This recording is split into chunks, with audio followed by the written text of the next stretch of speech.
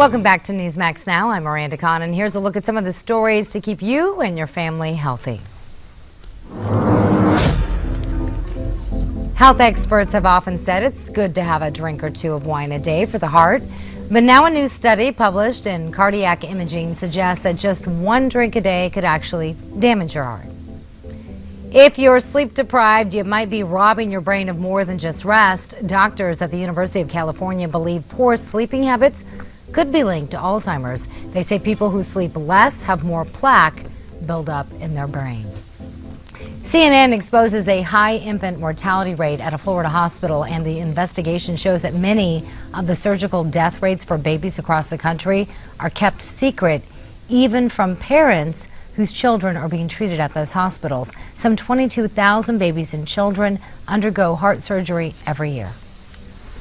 Drug makers are testing new medications to treat cancer, but according to experts, those tests might not be reliable. That's because drugs are often combined with other treatments, which can boost effects and alter results. And the U.S. government is trying to determine whether there's an overuse of antibiotics. Meanwhile, drug-resistant superbugs continue to pose a serious risk to public health. Now the CDC says these bacteria can cause some 23,000 deaths every year, and that's just here in the United States. And you'd have to imagine it's worse elsewhere. Thanks, Miranda. Joining us now is Nick Tate, Deputy Health Editor for Newsmax.com and author of the New York Times bestseller, The Obamacare Survival Guide. Nick, good to have you with us. Good to be here, John. All right, so let's talk a little bit more about antibiotics. And we know some farmers and food suppliers are cutting back on the use of antibiotics, but now President Obama is directing federal cafeterias to use foods that don't have antibiotics in the meat by the year 2020. Does this amount to some sort of White House proclamation that antibiotics in meat are bad?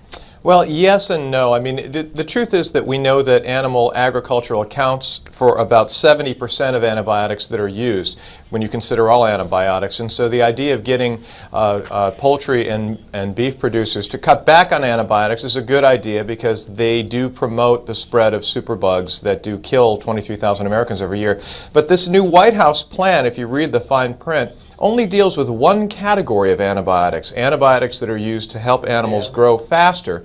Doesn't deal with the routine use of antibiotics that are given to animals to prevent disease because they're living in confined or cramped or unsanitary conditions. And many consumer advocates say that this is all window dressing and it's not likely to have any effect at all on the use of antibiotics. Okay, window dressing. We talked about how companies like Chipotle and others are maybe trying to jump on the bandwagon for marketing purposes. Is this President Obama trying to jump on the bandwagon for political purposes? Well, it could be. In fact, it does look like a fair amount of window dressing. The truth is that the White House could do far more if it really wanted to target this issue. Number one, it could buy products from food manufacturers that are not using antibiotics unless they're given to animals that are actually sick, which is what Walmart is pledging to do.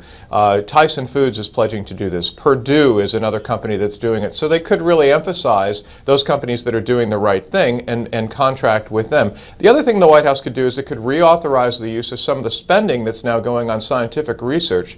About $140 billion a year is spent on scientific research on medical issues, and only a fraction of it, about $500,000 a year of that money, is going toward antibiotic-resistant research. And if we have people at the highest levels of the White House saying antibiotic-resistant disease is a major, major threat, why are we spending so little of the federal money on researching solutions? Exactly. You just talked about that. You know, we look back to penicillin. Was there a profit motive involved there to develop penicillin? I mean, we're at this stage now. Cancer drugs may be a lot more profitable for these companies, but they're not interested in developing new antibiotics. That's true. If you think about it, you know, the drug companies are in fact motivated by the profit motive, because if you can design a drug that costs millions of dollars to develop and then people take it for the rest of their lives for 10, 20, 30 years, that's a regular steady source of income.